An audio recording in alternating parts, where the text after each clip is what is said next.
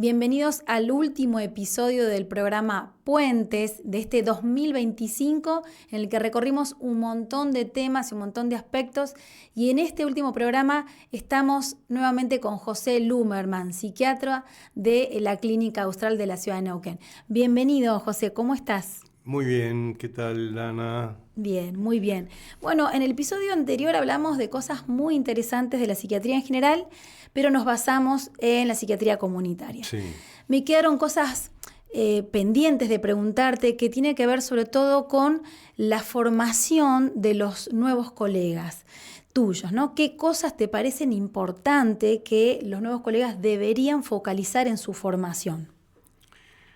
muy importante la pregunta porque en realidad todo este ciclo, toda esta propuesta tiene que ver con elaborar una plataforma de formación para los colegas psiquiatras, psicólogos, todos aquellos que estén trabajando, pero fundamentalmente médicos y psicólogos, para la formación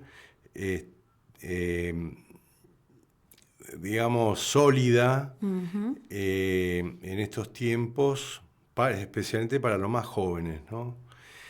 Y esto tiene una historia. A ver, poco puedo dar testimonio, ¿sí? Por haber hecho la residencia en los años 70.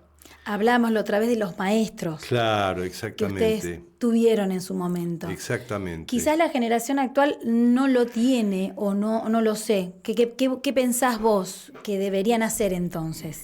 Mira, a ver, primero un poco para tratar de entender el fenómeno, ¿no? Diagnosticarlo, porque el tema del maestro en cualquier arte o ciencia es fundamental, ¿no? Tener un maestro, tener maestros. Estos son tiempos en donde por diversos motivos la búsqueda del maestro o ser discípulo de un linaje, de una línea de pensamiento, de trabajo, no ocupa un lugar importante en general, ¿sí? Y esto es crucial porque libros, están todos los libros y el acceso a la bibliografía es enorme, pero ¿por dónde se empieza? Claro. Es fundamental el maestro porque el maestro te va no solamente orientando respecto a la bibliografía, sino te permite entender lo que estás leyendo, porque Y a la práctica entiendo que te guiará también y respecto la a eso. orientación en la práctica, la técnica, el abordaje, es decir, acá estamos hablando no solamente de poder hacer un diagnóstico adecuado, es decir, la nosografía, sino también la dinámica patológica, es decir, el origen de la enfermedad, cómo es la dinámica, cómo ocurren, cómo son los mecanismos de defensa, y por otro lado la terapéutica, qué tipo de abordaje se realiza, abordajes únicos, abordajes combinados, integrados, que en general tiene que ser integrados, ¿no? Totalmente. Salvo algunas pocas excepciones, porque bueno, algo puede estar mal en el soma, en el cuerpo, en los neurotransmisores, pero lo cierto es que siempre la palabra ocupa un lugar fundamental en la psicoterapéutica. ¿Sí? Bien. Creo que en general la palabra del médico clínico, cuando uno va con una problemática cardiovascular, también es cómo te lo dice, de qué manera, cómo te contiene. El tema de la palabra es fundamental. Entonces, lo que venimos observando de un tiempo a esta parte, y esto en general en la salud pública, en la salud, En la ¿sí? salud en general, En sí. general es la fragmentación, la escisión, ¿sí? Donde, bueno, hoy lo paradigmático, de alguna manera, que me parece bastante siniestro, es solo WhatsApp, Claro. ¿sí? Sí.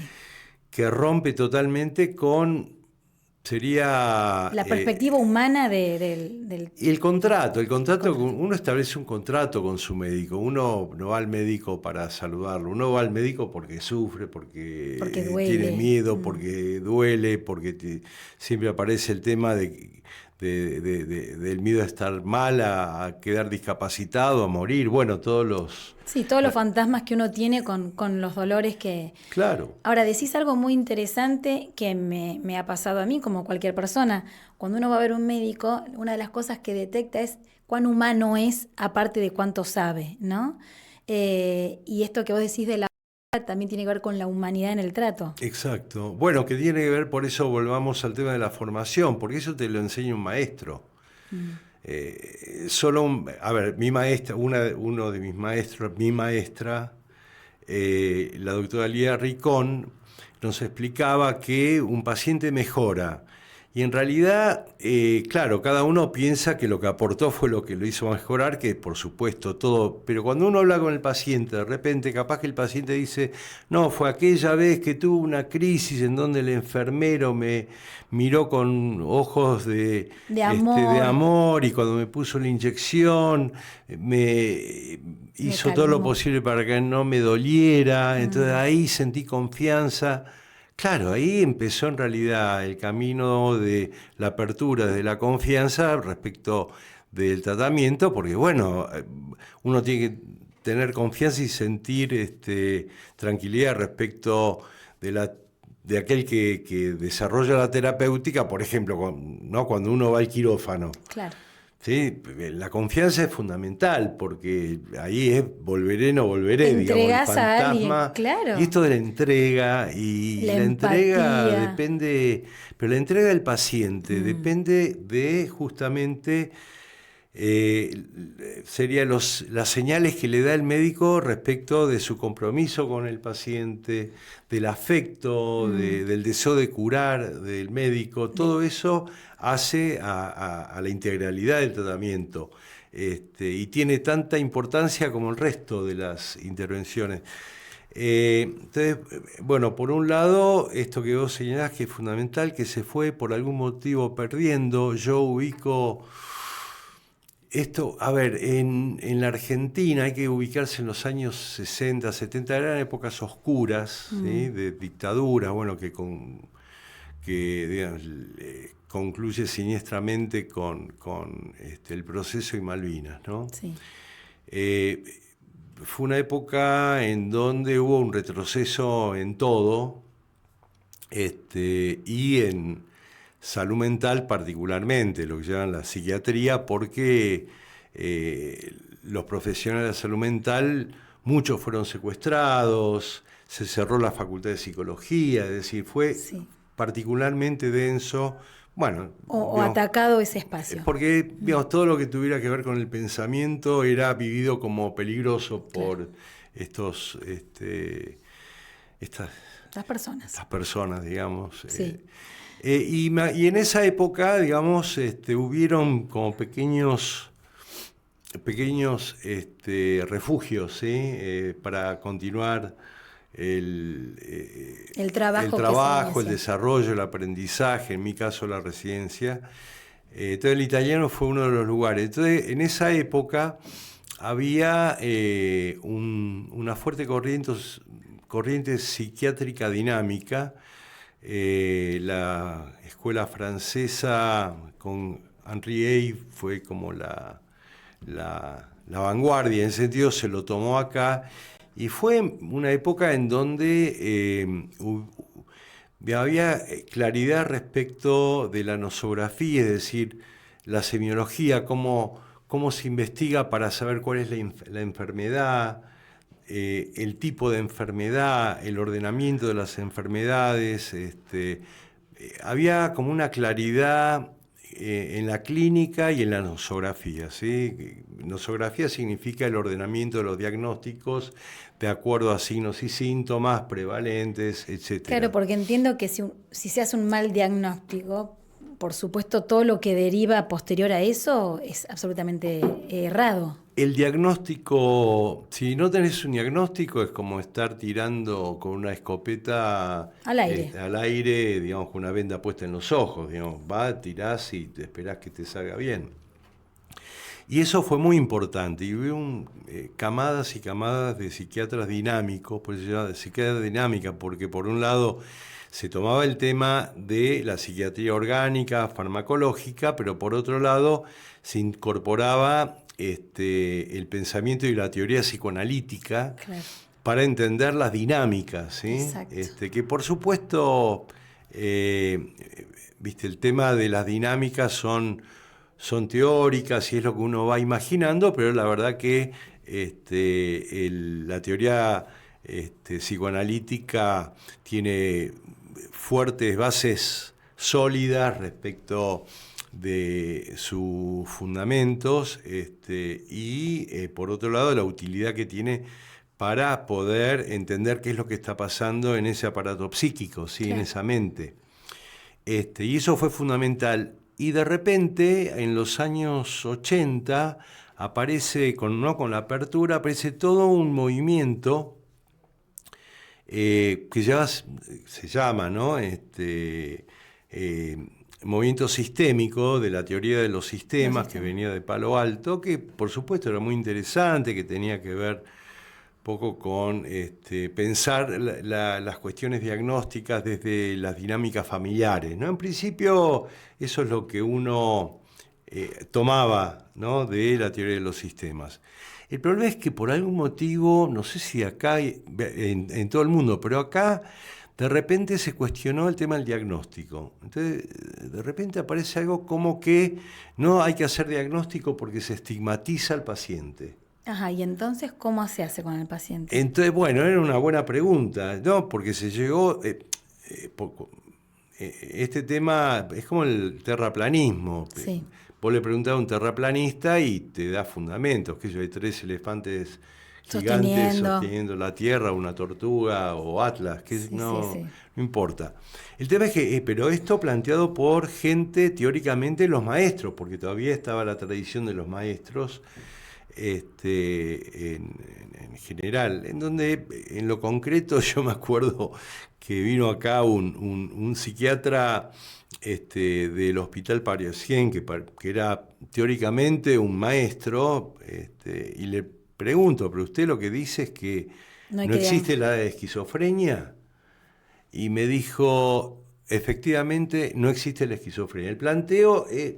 era como un tema de que es la cultura y la estigmatización, una corriente rarísima, pero que ingresó. Estragos, porque... Y realmente hizo estragos porque es como que de repente nos confrontó. Claro. Este es un país, por algún motivo, creo que el mundo lleno es medio de grietas. así, lleno de grietas, no como la grieta. Entonces los psicoanalistas, los sistémicos versus los psicoanalistas. El planteo es, si voy a lo práctico, yo consulto a alguien, pero no me quiere diagnosticar para no estigmatizarme. ¿Qué hago yo con lo que me pasa entonces? Y te jorobás.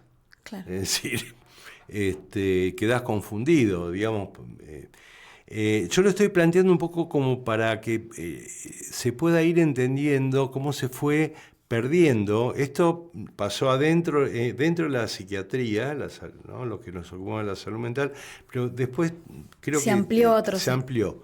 Lo que ocurre es que la clínica médica, la cirugía, podés tener 2 escuelas donde las variaciones son mínimas, pero 2 bibliotecas puede ser como que la vesícula la agarro desde acá o la agarro desde allá, pero la vesícula cuando está enferma y la vesícula hay que operarla. Esto generó como una escisión, entonces de repente es como politizado, terminó que me parecía una locura, porque no es una militancia. Claro, esto es medicina, es ciencia. O uno tiene que hacer lo posible para que sea lo más científico posible. Después hubo otro fenómeno en donde empezamos a perder la nosografía que nos habíamos enseñado y se empezó a imponer lo que llama el DSM, ¿no? DSM-2, DSM-3, que son estos manuales de Estados Unidos de diagnóstico, que empezó a imponerse acá, no sé por qué motivo, bueno, el tema de la cierto imperio cultural. Cuando digo imperio cultural, no creo que haya habido una conspiración para cooptar, pero lo cierto es que este es un país, digamos, dependiente psicológicamente también de Occidente, de Europa, de Estados Unidos, y empezó a ingresar, y toda la nosografía, es decir, todo lo que yo había aprendido, que era simple pero profundo, y era ordenado. Que es en la práctica que uno puede ir entendiendo. Claro, lo que me permitía hacer un diagnóstico, de repente no. Viene en un manual donde Viene en te un dice, manual, y es un manual que es una descripción de síntomas. pero que aparte entiendo que no es lo mismo para todos. A ver, como no es lo mismo para todo, está de todo, por lo tanto no hay nada. No hay nada. Entonces, ¿cómo hace un residente entonces lo tiene que memorizar? Entonces, Claro. todo lo que tiene que ver con la búsqueda, lo que llaman la semiología, el interrogatorio, para poder entender qué es lo que está ocurriendo, cuál es el diagnóstico, se fue perdiendo. Y bueno, DSM-3, DSM-4, y aparte si no te manejabas con DSM, se generó una cuestión muy loca porque las obras sociales y todo exigían que estuviera el diagnóstico según DSM. Según, claro. Entonces no lo Que tenés. también tiene una lógica, porque tenemos que hablar un idioma común, ¿no? Porque si no, cada uno pone el diagnóstico según los chinos, según los vietnamitas, según... Claro. Entonces queda este tema que fue digamos, como las clasificaciones diagnósticas que tomó la OMS, Claro. que también quedó cooptada, porque esto hay que pensarlo también a nivel político. Entonces, bueno, eso lo doy como ejemplo porque para mí, si comparativamente el DSM, bueno, que lo tengo que usar porque forma parte de la realidad, pero es la nosografía que teníamos en la Argentina antes era muy superior en el sentido de la comprensión de lo que está ocurriéndole a esa persona. Acá se pudo realizar una especie de, en la historia, una especie de integración entre la semiología francesa y la alemana, ¿sí? Muy rigurosa, pero a su vez simple, Claro. ¿sí? Que podía Que ser permitía. tomada y permitía, bueno, ubicarse. Estos serían como los dos grandes desafíos o los grandes problemas que vos detectás Que hoy. yo detecté, que se fueron realizando y que bueno, fueron ocurriendo a lo largo de la historia. Creo que llega después de la posmodernidad, la posverdad, la pérdida de valores. Cuando digo valores, respecto de primer mandamiento hipocrático, no harás daño, ¿no? Exacto. Se empezó a perder todo eso. Y luego lo que empezó a ocurrir, lo que por lo menos hemos visto, es que empezaron a aparecer como posibilidades de obtener el título de la especialidad sin necesidad de hacer residencia, ¿sí? Es decir, La residencia es la práctica. y la residencia es estar 6 días por semana, 10 horas por día, más Viendo las guardias pacientes. 3 veces por semana, Claro. en Viendo la sala de personas, internación. internaciones. ¿Y cómo recibo el título de una especialidad sin esa práctica? Es desde lo teórico. Y bueno, pero tiene que ver con el solo por WhatsApp. Claro. Es decir, de repente aparentemente se simplifica, entonces bueno, se realiza este curso en donde bueno, se dan clases, buenas clases, de Teóricas, repente teóricas, con preciosas, algún pero- práctico, alguna rotación por algún lugar durante 1, 2, 3 años y listo. Yo creo que hubo una especie de degradación, para mí una degradación, sería una especie de... Pérdida de calidad.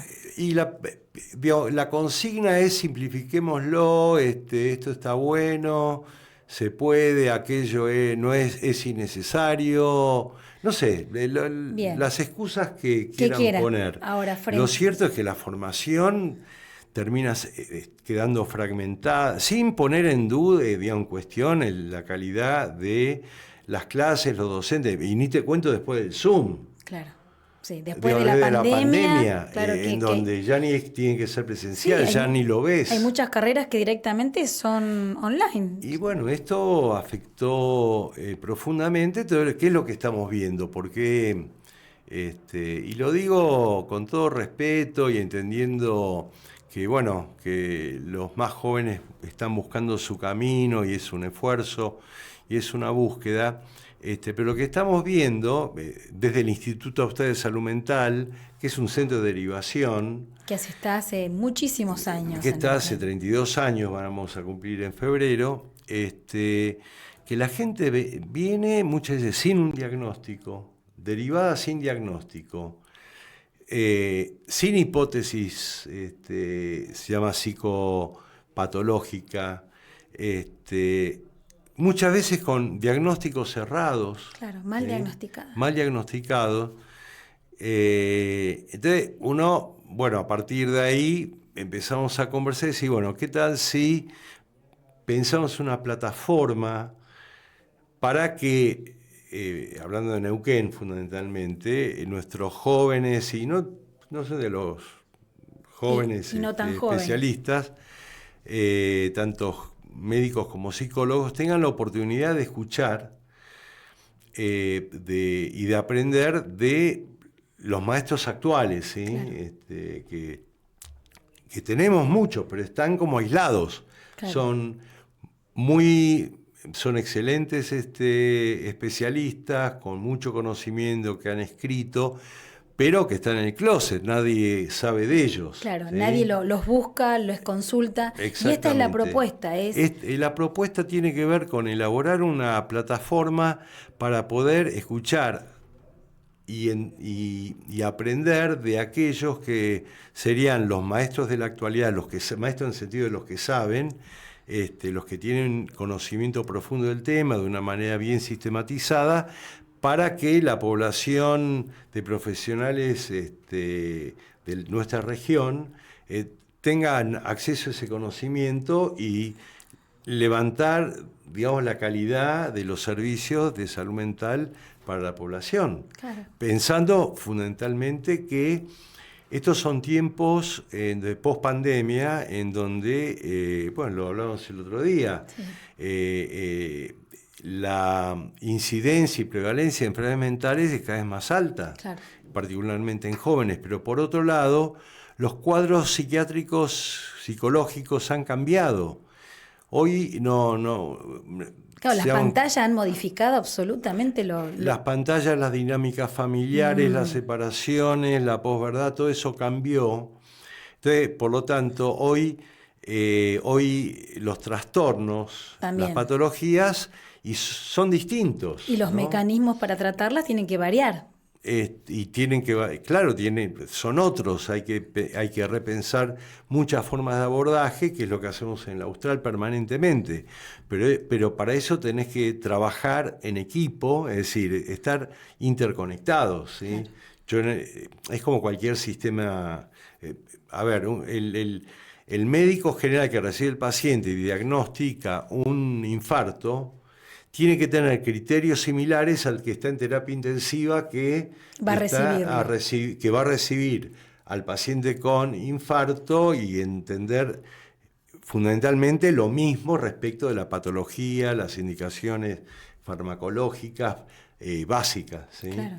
Y bueno, no es lo mismo una persona que tuvo un infarto en la juventud sin una patología metabólica que una persona que sí tiene patología metabólica. Es decir, no es lo el mismo infarto, pero no es lo mismo. No es el mismo tratamiento. No es el mismo tratamiento, exactamente el mismo, sino complementariamente hay que hacer otras cosas. Entonces, por eso tu pregunta me parece muy importante, porque yo entiendo que es como narcisísticamente complicado, ¿no? Como decir, bueno, todo lo que tengo que aprender, pero en realidad el principio de la cura tiene que ver con la conciencia de enfermedad, ¿no? Decimos. Y acá, a partir de tomar conciencia de lo que desconocemos, poder aprender, porque, a ver, cuando uno está perdido, no sabe bien qué le pasa al paciente, cuál es el diagnóstico, la angustia que se le genera al profesional es tremenda. Tremenda. Pero aparte, cualquier persona que ha terminado la universidad reconoce que la teoría es preciosa, es hermosa, es fundamental, te da marcos, pero que la práctica dista un montón y que en la práctica hay un montón de conocimiento que no se puede trasladar al libro, que es parte de la práctica. Totalmente.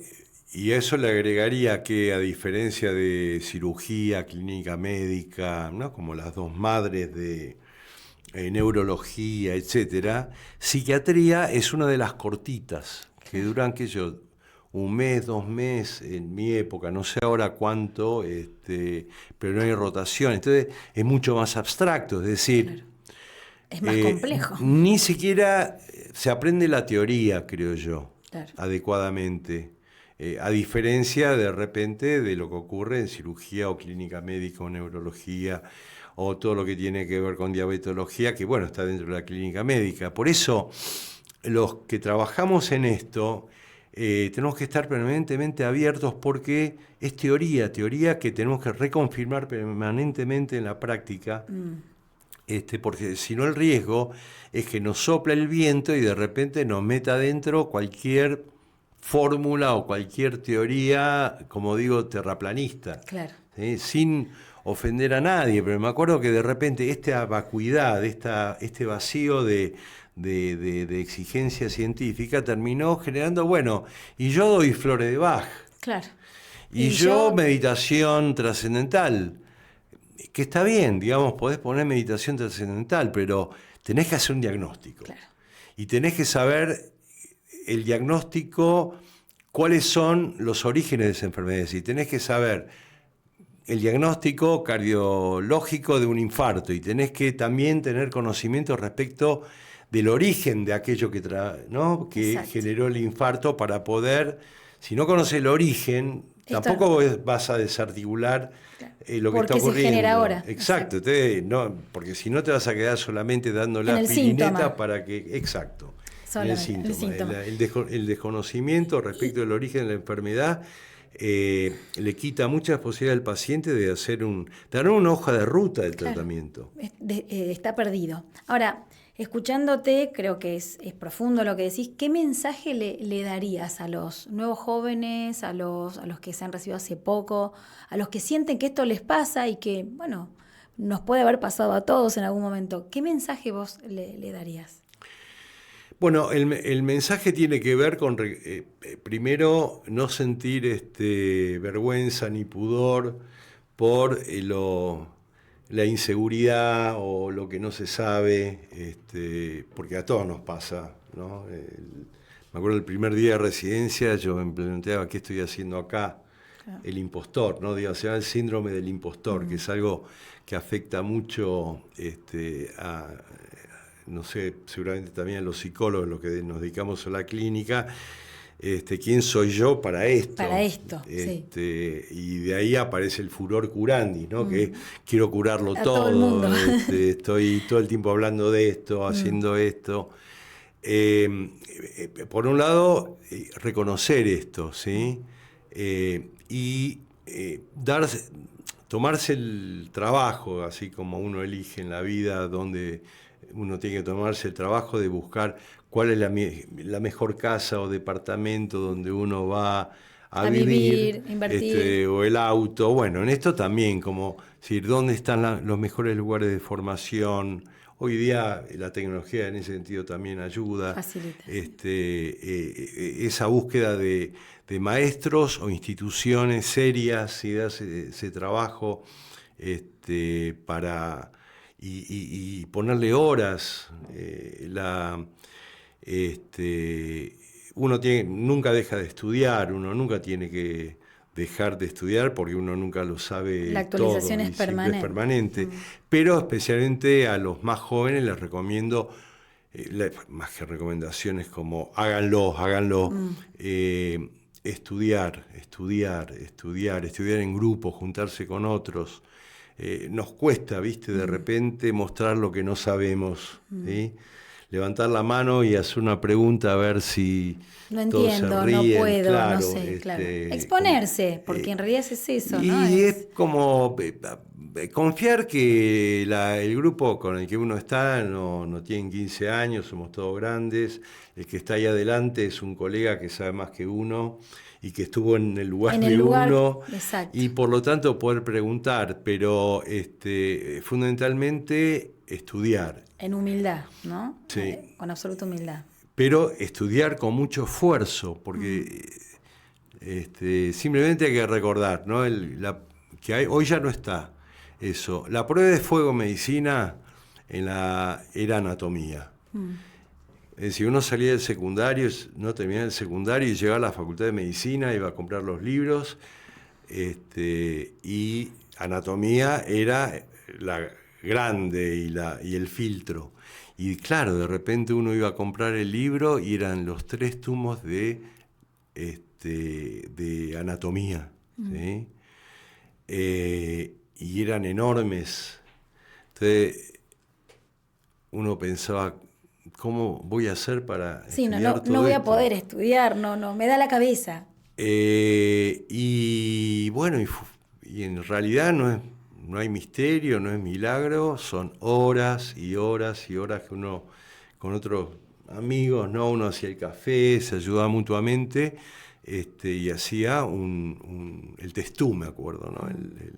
El texto de anatomía, ahí en la UBA, y era, bueno, ahí es como la prueba de fuego. Si uno no puede estudiar después de la facultad por lo menos 4 o 5 horas diariamente, no estoy hablando de la época de exámenes, y Ya como profesional. sí, y va a andar flojo de papeles, Claro. y va a sentirse mal, y capaz que va a dar un falso negativo respecto de la carrera, que para qué me metí en esta carrera, porque en realidad no terminó de incorporarse, integrarse. Por eso el planteo es el estudio, ¿no? Estudio constante, ¿no? Como las facultades tienen esto de la extensión, ¿no? El ámbito de extensión, Sí. formación constante, ¿no? Permanente, la formación continua, ¿sí? Tener presente eso, y Y bueno, requerir lugares donde puedan y darle bueno, y práctica. espero que esto lo construyamos juntos, mi querida Ana, ¿no? Es Es decir, la idea. generar esta plataforma para hacer un aporte, en donde no solamente se va a poder escuchar a los maestros actuales que hoy son más jóvenes que yo, como el doctor Pavlovsky, por ejemplo, ¿no? Federico Pavlovsky en la parte de adicciones, etcétera. Digamos, me Mucha acordé de gente él porque es un hombre joven, pero con un conocimiento enorme. Y bueno, aprovecharlo y estudiar las propuestas, lo que se propone bibliográficamente en, en esta plataforma. Interesante también que quienes nos escuchan, si les interesa, si esto ha llamado su atención o si pensándolo, escuchando, dicen sí, la verdad que esto me sucede, bueno, que puedan escribirnos y decir qué espacios, qué ámbitos ellos creen que es más necesario, ¿no? Algún aspecto para que nosotros podamos traer a las personas necesarias, a esos maestros que puedan ayudar a formar, a dar ideas. Y bueno, es el aporte que se quiere de la Fundación Austral, así que estamos abiertos a cualquier comentario o a cualquier mensaje de qué área de la psiquiatría o la psicología es más importante Esto que que decís traigamos. vos, para la fundación en esta nueva iniciativa, es clave porque yo puedo pensar, maestro, digamos, adicciones, psicosis, pero de repente lo importante es saber cuál es la demanda por parte de los profesionales, qué es lo que querrían, porque ahí es donde podemos ubicar quién tiene capacidad, maestría respecto a este tema en nuestro país. Bien, y como parte ya como del cierre, sé que quienes trabajan con la psicología, la psiquiatría, también entiendo que son entornos duros porque se ven realidades muy duras o de mucho sufrimiento también de las personas. ¿Qué le pasa a ese profesional en este contexto que a veces no es tan fácil? ¿Qué también como persona puede hacer? ¿Qué puede solicitar como ayuda? Eh, Aparte de este tema de la formación, de la Sí, capacitación, mira, este es un momento muy complicado. No es solamente complejo, es complicado. No es lo mismo complejo que complicado, ¿no? La neurona es compleja, el cáncer es complicado. complicado. Pensar en una neurona es complejísima, en En su realidad de formación, mayor sí. complejidad. Eh, Hoy el profesional de la salud mental tiene que vérselas con una demanda sumamente agobiante, porque no es alguien que tiene insomnio y tiene una fobia específica, o alguien que tiene una depresión, o alguien que tiene una psicosis. Hoy aparecen los cuadros mixtos, porque el contexto social es un contexto anómico, con desorientación, con mucha incertidumbre, hay mucha disfunción familiar, mucha ruptura familiar. Hoy el problema del consumo problemático, que no es solamente la cocaína, la marihuana o el alcohol, hoy somos adictos sin saberlo, digamos, una parte importante de la población. Digo, me incluyo porque me tengo que controlar permanentemente, porque hasta con las pantallas. Esa pantallita es terrible. Entonces, lo que puedo plantear, que es fundamental y lo aprendimos, porque podemos trabajar como trabajamos con los resultados que tenemos en el Instituto Austral, a pesar de la gravedad de las patologías y la complicación de las... Porque trabajamos en equipo. ¿Qué significa esto? En nuestro caso es un equipo que por la mañana somos 20 personas todos los días en el PASE, después hay otras reuniones de subequipos, etc. Trabajar en equipo. Médico, psiquiatra y psicólogo tienen que trabajar en equipo, porque si no es como, bueno, me parece que necesita medicación, hable con este psiquiatra. No, tiene que estar, el paciente tiene que ser del equipo, es del equipo. Hoy me parece que la alternativa para hacer una terapéutica adecuada, eficaz, eficiente, es trabajando en equipo, que empieza por la díada, ¿no? La díada médico-psicólogo. Muy difícil pensar en una patología, un trastorno mental que no requiera de ambos. No, en una época se planteaba, la psicosis alcanza el psiquiatra. Hoy están absolutamente relacionados. Y aparte porque es como, yo creo que tenía que ver también con una especie de batalla entre el psiquiatra y el psicólogo, sí. Quién sabe más, quién tiene la posta. Lo cierto es que el psicólogo... Una persona que siente, que piensa, por más que tenga un delirio, necesita hablar con alguien de su problemática para poder sentirse entendido y recibir algún tipo de dato clave, orientación para tener una vida mejor, para poder tener bienestar, digamos, el acceso al bienestar. Por eso, hoy ambos se necesitan. La palabra clave es equipo. El equipo pueden ser 2 o el equipo puede ser 30. Bien. Pero el paciente es del equipo. Yo creo que los que aprendan a trabajar de esta manera no solamente van a poder trabajar con tranquilidad, como se dice, suavemente, con suavidad significa sin andar dándose golpes todo el tiempo, y perdido. Sino, exactamente, sino que los resultados son cualitativamente superiores. Y el equipo contiene. Así que bueno, José, hemos llegado al final de este último programa del 2025. Ha sido un placer y con este verdadero propósito, José, de que podamos generar una plataforma de conocimiento para los jóvenes o los que están estudiando y que esto impacte positivamente en la salud mental de Neuquén, Argentina y ojalá lleguemos al mundo. Así que te agradezco muchísimo. Yo agradezco y bueno, nos vemos en el 26. Nos vemos el año que viene.